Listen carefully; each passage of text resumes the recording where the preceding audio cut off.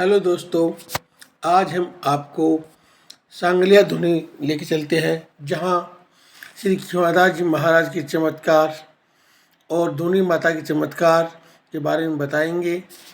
और खिवादास जी महाराज, धुनी माता और भी अन्य संत महात्माओं के दर्शन कराएंगे।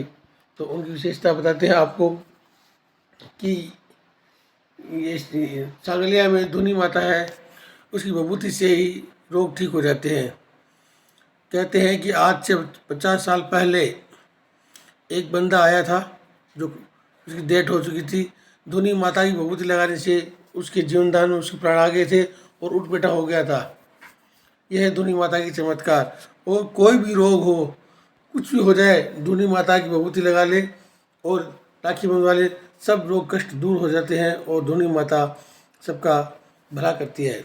तो दोस्तों, हम बताते हैं खिवादास जी महाराज के चमत्कार के बारे में। तो एक बार क्या हुआ, खिवादास जी महाराज कहीं जा रहे थे, भजन कीर्तन करने के लिए जा रहे थे, अपनी गाड़ी से जा रहे थे। तो रास्ते में पुलिस वालों ने उनकी गाड़ी को रोक लिया और रोक के पूछा, हे बाबा जी, किधर जा रहे हो? तो श्री खिवादास जी महाराज बोले कि हम तो साधु संत हैं, भजन कीर्तन करने के लिए जा रहे हैं। तो पुलिस वाला बोला, आप हमारे को तो साधु नहीं दिखते हो, ढोंगी बाबा लगते हो, तो इसलिए आपको गाड़ी का चालान भरना पड़ेगा और रुक जाओ। तब खिवादास जी महाराज बोले, भाई मान जाओ, हम तो बस आप साधु संत हैं, भजन कीर्तन करने जा रहे हैं, हमको मत रोको। पुलिस वाले नहीं माने। उन्होंने कहा, आप जाइए तो गाड़ी यहाँ छोड़ के जाइए। तो भगवान खिवादास जी महाराज पैदल ही रवाना हो गए और गाड़ी से बोला कि हे बावली, हम तो चलते हैं और तेरे में हिम्मत ताकत है तो तुम आ जाना। इतना कहती कम से कम 500 मीटर ही पहुँचे होंगे खिवादास जी महाराज। गाड़ी पुनः चलने लगी और सीधी महाराज के पास जाके रुक गई।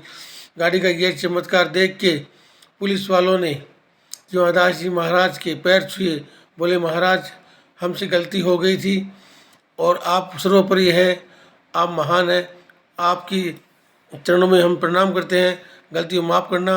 फिर खिवादास जी महाराज उनको माफ़ किया और फिर गाड़ी लेके कीर्तन की ओर चल दिए। यह था उनका चमत्कार। और दूसरा चमत्कार ये है कि दोस्तों, कि एक समय खिवादास जी महाराज सांगलिया धुनी में थे, तो एक औरत एक बच्चे को लेकर आई थी। तो बच्चा बोल नहीं पा रहा था और चल नहीं पा रहा था। तो खिवादास जी महाराज ने धुनी माता की विभूति उस बच्चे के चेहरे पे लगा दी और पैरों में लगाई। तो वो बच्चा सुबह से खाना खाने लग गया और उठ के धुनी माता के परिक्रमा लगाने लग गया था। यह है चमत्कार।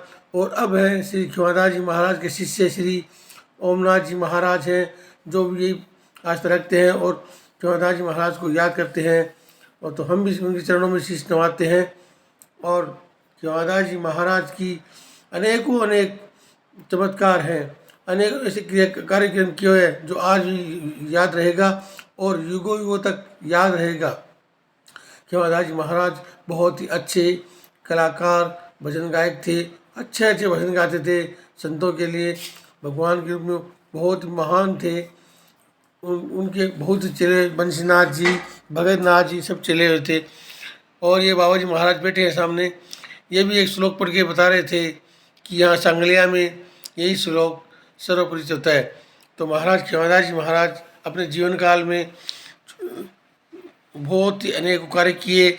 और खिवादास जी महाराज ने सांगलिया में एक कॉलेज बनवाई है, जो बहुत ही शानदार कॉलेज है और बहुत ही अनेक बच्चे शिक्षा ग्रहण करते हैं।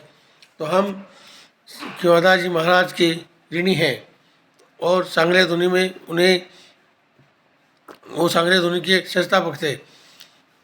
तो दोस्तों, हमें भी उनके कहे अनुसार चलना चाहिए और सांगलिया धुनी में मस्तक नमन करना चाहिए।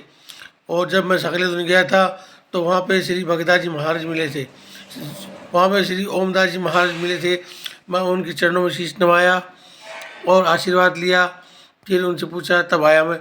तो महाराज बताते थे, बहुत से लोग आते हैं और इतनी भीड़ थी, सभी लोग महाराज के चरणों में शीश नवा रहे थे। और ये सामने मूर्ति है, ये वही आश्रम है।